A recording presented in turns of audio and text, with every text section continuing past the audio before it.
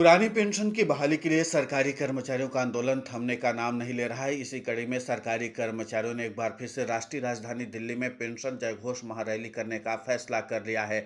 आपको बता दें कि पेंशन जयघोष महारैली का आयोजन एनएमओपीएस भारत के द्वारा आयोजित की जा रही इसी मामले को लेकर के एनएमओपीएस भारत के राष्ट्रीय अध्यक्ष डॉक्टर मनजीत सिंह पटेल ने नवोदित भास्कर को विस्तृत जानकारी दी है कि पेंशन जयघोष महारैली का असली मकसद क्या है और इसके जरिए वो क्या संदेश देना चाहते हैं केंद्र की नरेंद्र मोदी सरकार को।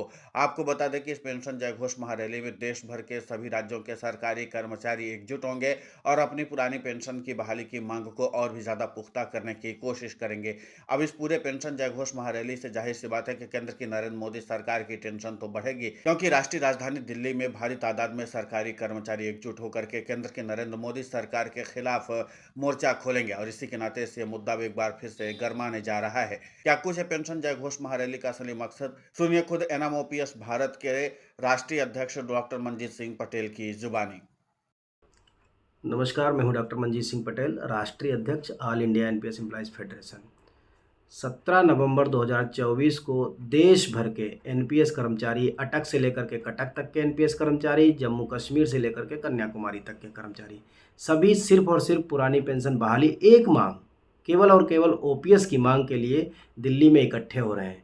National mission for old pension scheme Bharat के बैनर तले ये कर्मचारी माननीय प्रधानमंत्री जी से सीधे एक गुजारिश करने के लिए आए हैं कि उनके बुढ़ापे की लाठी, उनके बुढ़ापे की सामाजिक आर्थिक सुरक्षा, जिसे हम ओपीएस कहते हैं, वो बहाल कर दी जाए। बार बार एनपीएस से सरकार ने यूपीएस किया, हम सीधा ओपीएस चाहते हैं। छोटा सा बदलाव है, केवल 2 बदलाव हैं, यूपीएस को बदल करके ओपीएस कर दिया जाए। और ये बहुत कोई बड़ा काम नहीं है। माननीय नरेंद्र मोदी जी यशस्वी प्रधानमंत्री हैं देश के, उन्होंने बड़े बड़े फैसले लिए हैं। कर्मचारियों को पूरा यकीन है कि इस बार उनकी आवाज़ को सुन करके माननीय नरेंद्र मोदी जी इसको संज्ञान लेंगे और यूपीएस को बदल करके ओपीएस का गजट निकालेंगे। अभी तक यूपीएस का गजट नहीं आया है, जब भी आएगा हमें यकीन है वो यूपीएस का गजट नहीं होगा, बल्कि वो ओपीएस का गजट होगा। देश भर के जो कर्मचारी इतनी दूर दूर से आ रहे हैं, केवल और केवल माननीय प्रधानमंत्री जी से गुजारिश करने के लिए। ये जितने भी लोग आ रहे हैं किसी पॉलिटिकल पार्टी के लोग नहीं हैं, ना ही किसी राजनीतिक दल के द्वारा खड़े किए गए हैं, ना ही उनके द्वारा ये भेजे गए हैं, और ना ही हमारी डिमांड किसी पॉलिटिकल पार्टी से है।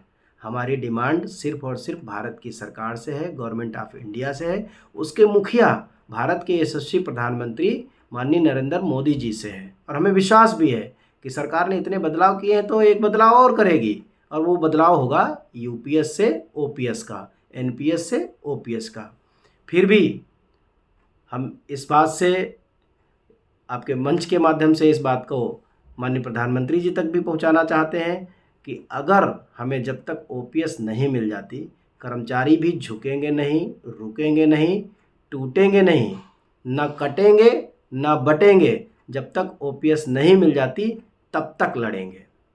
हमारा भी सीधा सीधा ऐलान है, हम भी बिना ओपीएस लिए घर नहीं जाएंगे, हम आंदोलन करते रहेंगे। आज आपको दिल्ली में देखने को मिलेगा, कल लखनऊ में मिलेगा, परसों बनारस में मिलेगा, गाजीपुर में मिलेगा, बिहार में मिलेगा। देश के कोने कोने में ओपीएस के आंदोलन से आपको रूबरू होना पड़ेगा।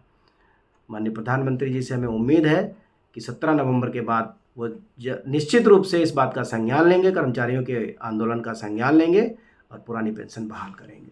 हमारी पूरी तैयारियां हो चुकी हैं, पूरे देश से लोग आ रहे हैं और लोग बड़े उत्साहित हैं इस आंदोलन में आने के लिए, क्योंकि उनको विश्वास है कि इस बार प्रधानमंत्री जी यूपीएस को ओपीएस जरूर बनाएंगे।